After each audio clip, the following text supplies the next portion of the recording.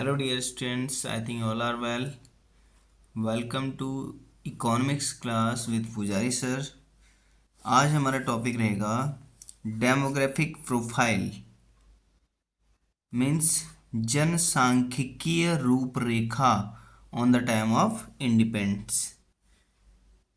Right, आज हम discuss करेंगे कि हमारे जनसंख्या का किस प्रकार प्रोफाइल था उस आज़ादी के समय पे. मीन्स किस प्रकार की जनसंख्या थी और किस टाइप के literacy rate, infant mortality rate, किस टाइप का कंडीशन थी. Okay, so now we are going to start one by one our topic and also this is most important for your examination. So अच्छे से इसे समझ लेना. Means किस प्रकार की जनसंख्या हमारी कंट्री में रहती थी या किस प्रकार की जनसंख्या की रूपरेखा थी. ओके, सो फर्स्ट इसे हम डिस्कस करते हैं. ड्यूरिंग द ब्रिटिश रूल, आज़ादी के समय पे हमारी जो कंट्री के बैकवर्ड और स्टेगनेंट इकोनॉमी का रीजन क्या था. ठीक है, मीन्स बहुत पुरानी तरीके से की जो इकोनॉमी थी उसका रीजन, उसका कारण क्या था. फर्स्ट उसका कारण था birth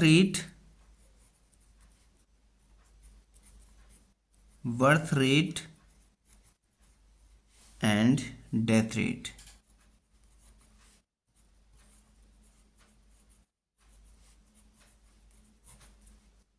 birth rate and death rate. अब इसका मीन्स क्या होता है? जन्म दर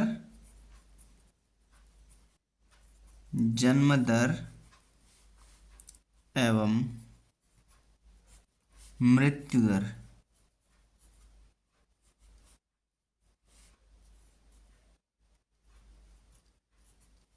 जन्म दर और मृत्यु दर किस प्रकार की थी?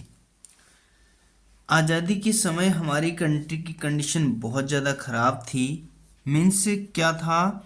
1947 से पहले क्या थी कंडीशन? जो जन्म दर थी, जिसे हम कहते हैं बर्थ रेट शॉर्ट में लिख रहा हूं, या जन्म दर, वो थी आपकी बहुत ज़्यादा कम. कितनी? 48, सॉरी बहुत ज़्यादा थी. 48 थी हमारी बर्थ रेट पर 1000. ठीक है, एंड सेम एज जो डेथ रेट थी, डेथ रेट मीन्स मृत्यु दर, वो किस प्रकार की थी? 40 पर 1000.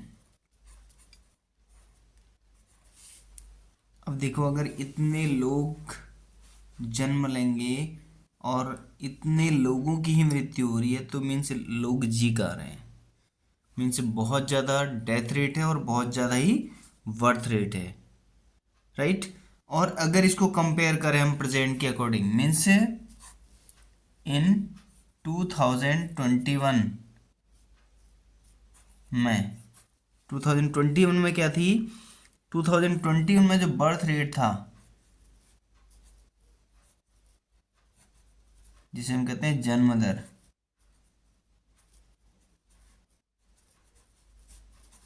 वो बिल्कुल बैलेंस होके आ गया आपका 16.33 पर 1000. देखो कितना कम हो गया. एंड जो डेथ रेट थी या मृत्यु दर, वो कितनी हो गई? ओनली 9.45 पर 1000. 9.4000 ओनली एंड 16.33. और यहाँ कितना था? देखो 48 पर 1000 पे जन्म और मृत्यु 40 पर 1000 पे.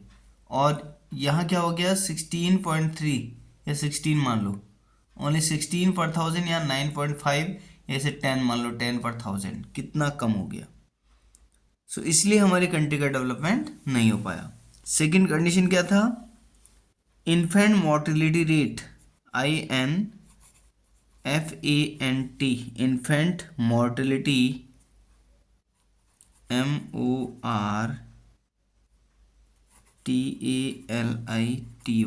मोर्टेलिटी रेट, इसे हम कहते हैं आपका शिशु मृत्यु दर। शिशु मृत्यु दर, देखो इसका बहुत बड़ा साइड इफेक्ट है, चाहे एक फैमिली के अकॉर्डिंग लें या फिर एक मदर के अकॉर्डिंग लें। अगर किसी भी कंट्री में बहुत ज़्यादा बच्चों की डेथ हो रही है तो कहीं ना कहीं वो हमारे फैमिलीज़ के या हमारे कंट्री के जो लेवल ऑफ पावर है, जो उनकी स्ट्रेंथ है, वर्किंग स्ट्रेंथ है, उसे डिक्रीज करता है, राइट। 1947 से पहले हमारी कंट्री में जो डेथ होती थी शिशुओं की, मीन्स चाइल्ड, 2018 पर 1000, अगर 1000 बेबीज बर्थ हो रही हैं तो उस पर 218 की डेथ हो जा रही है। देखो कितना बड़ा इम्पैक्ट है। अगर इतने बच्चे पैदा होने के बाद मरेंगे सो डेफिनेटली उस मदर पे बहुत निगेटिव इम्पैक्ट पड़ेगा, राइट। और उस मदर पे निगेटिव इम्पैक्ट पड़ने के साथ वो फैमिली पूरी डिस्टर्ब रहेगी, राइट। और नेक्स्ट, उस फीमेल या उस मदर की जो वर्किंग स्ट्रेंथ होगी वो डिक्रीज होगी, राइट। अब देखो इसको हम कंपेयर करें 2021 से, इसी डाटा को अगर हम कंपेयर करें 2021 में तो कितनी हो गई? ओनली 25.5 पर 1000, कितना कम हो गया देखो। अब इस केस में हमें ज़्यादा लॉस है और इस केस में लॉस तो है बट बहुत ज़्यादा नहीं है। 25.5 या 26 ही मान लो, 26 डेथ कहीं ना कहीं बहुत रेयर केसेस में हो जाते हैं, बट अगर हम इस टाइम पीरियड की बात करें तो 218 पर 1000 बहुत ज़्यादा डेथ रेट था। इसके रीज़न बहुत सारे थे, बिकॉज हेल्थ केयर सेंटर्स में जो स्वास्थ्य सुविधाएं थी बहुत पुअर क्वालिटी की थी, और मेन प्रॉब्लम इज गरीबी, पॉवर्टी, एक्सट्रीम पॉवर्टी हमारी कंट्री में थी, मीन्स बहुत हाई लेवल की पॉवर्टी थी जिसको कंट्रोल करना बहुत डिफिकल्ट था। मीन्स पॉवर्टी ऐसे कुछ लोग देखो, रिलेटिव पॉवर्टी मीन्स जो देख कर जो गरीबी आती है कि वो उसके पास ये है मेरे पास ये नहीं, तो वो गरीबी अलग टाइप की होती है। लेकिन अगर एक नॉर्मल कंडीशन में we are unable to purchase basic need like as खाना पीना, मीन्स फूड ग्रेन्स, क्लोथ, कपड़े, एजुकेशन, शिक्षा, अगर हम इन चीज़ों को परचेज नहीं कर पा रहे so this is much more types of problem, right.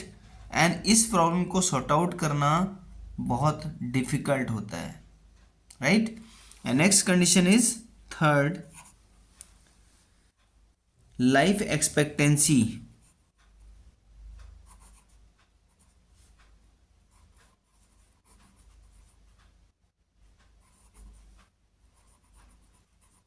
Life expectancy का मतलब होता है जीवन प्रत्याशा। क्या कहते हैं इसे हम?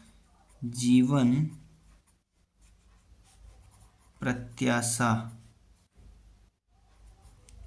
अब जीवन प्रत्याशा का मतलब है कि एक मनुष्य पैदा होने के बाद अराउंड कितने समय तक जी रहा है, ठीक है। उस टाइम पीरियड में मीन्स 1947, सॉरी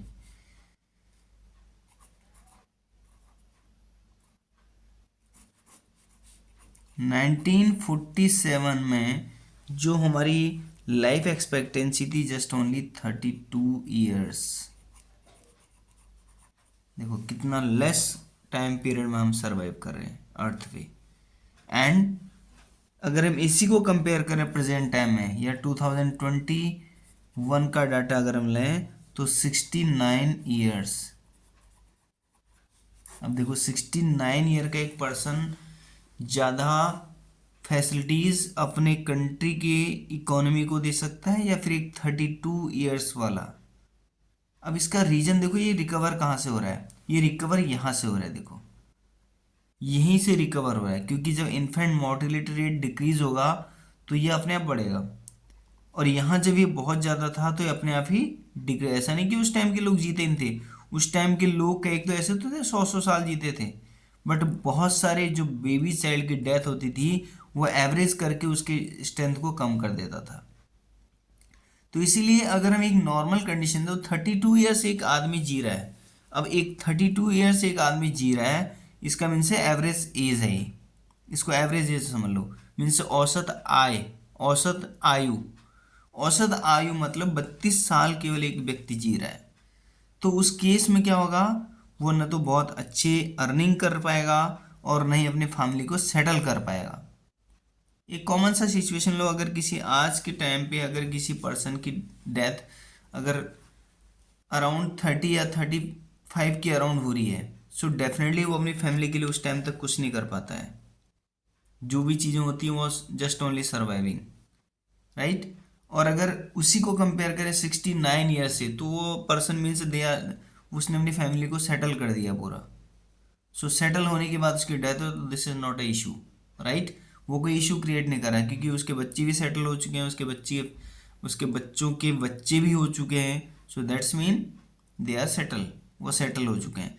तो लाइफ एक्सपेक्टेंसी, जीवन प्रत्याशा है, काफ़ी लो थी, और लो होने की कंडीशन में हमारी इकोनॉमी बहुत ग्रोथ नहीं कर पा रही थी। ओके, एंड प्रेजेंट टाइम में जो हमारी इकोनॉमी ग्रोथ कर रही है उसका मोटिव है, उसका रीजन है 2021 में हमारी जो जीवन प्रत्याशा है, जो लाइफ एक्सपेक्टेंसी वो काफ़ी बढ़ रही है। Okay, next topic, last one is fourth, literacy rate.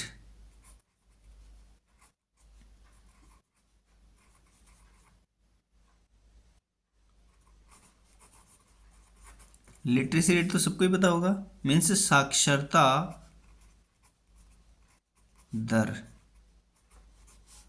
साक्षरता दर मीन्स क्या होता है भाई, कितने लोग पढ़े लिखे हैं हमारी कंट्री में। This is another most important for economy. अगर हमारी कंट्री की इकोनॉमी इंक्रीज हो रही है, सो responsibility is responsible part is literacy rate. Responsible जो पार्ट है वो है लिटरेसी रेट। हमारी कंट्री का लिटरेसी रेट कितना है? 1947 की अगर हम बात करें तो हमारी कंट्री में जो लिटरेसी रेट था, only 16% population of the country are educated. केवल 16% लोग पढ़े लिखे थे और बाकी सारे क्या थे? अनपढ़, फार्मर। और इसी कंडीशन में हमारी कंट्री की इकोनॉमी इंक्रीज नहीं हो पाई। और अगर इसी को कंपेयर करें 2021 के डाटा से, तो 2021 में ये हमारा था 77.70%। कितना बढ़ गया? अराउंड मल्टीप्लाई 5 गुना बढ़ गया लगभग। तो 5 गुना बढ़ने का मीन्स है हमारी प्रेजेंट टाइम की इकोनॉमी क्या है? काफ़ी स्ट्रॉन्ग है।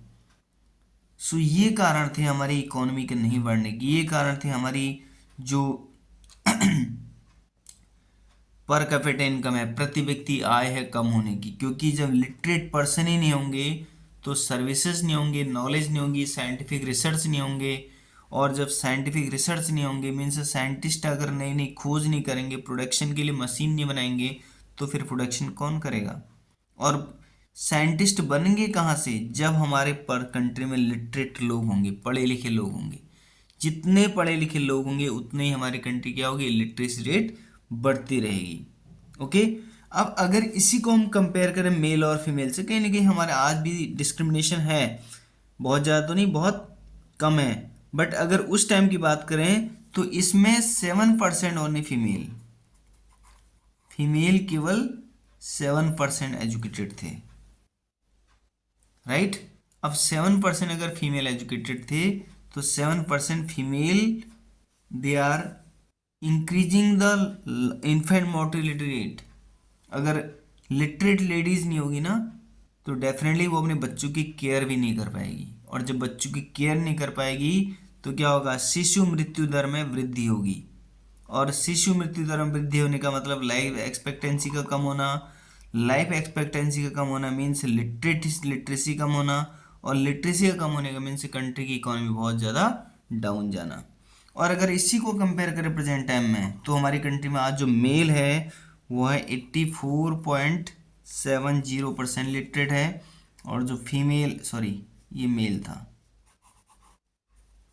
और जो फीमेल है आपका वो कितना है, 70.30%। इसीलिए आज हमारी जो लाइफ एक्सपेक्टेंसी है वो भी बड़ी है, जो लिटरेसी रेट है वो भी बड़ा है, राइट।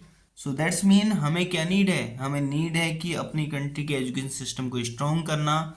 जब एजुकेशन सिस्टम स्ट्रॉन्ग हो तो डेफिनेटली क्या होगा, हमारी लिटरेसी बढ़ेगी और हमारी इनकम बढ़ेगी, और इनकम बढ़ेगी तो डेफिनेटली हमारी इकोनॉमी बढ़ेगी, और एट अ टाइम हम डेवलपिंग कंट्री हैं, और फ्यूचर में हम क्या होंगे, डेवलप्ड कंट्री होंगे। And on that mean we are earning much more amount of money. Thank you, goodbye, take care, and please share my channel and like, comment please. Thank you.